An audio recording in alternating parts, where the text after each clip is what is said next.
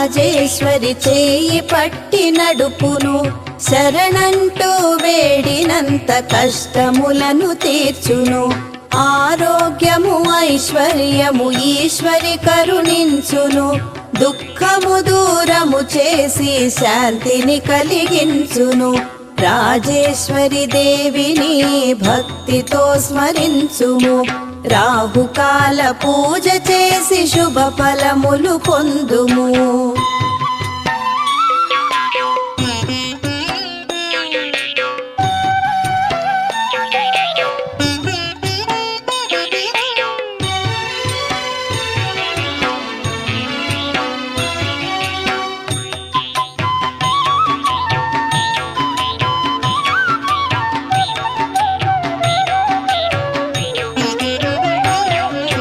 రవివారము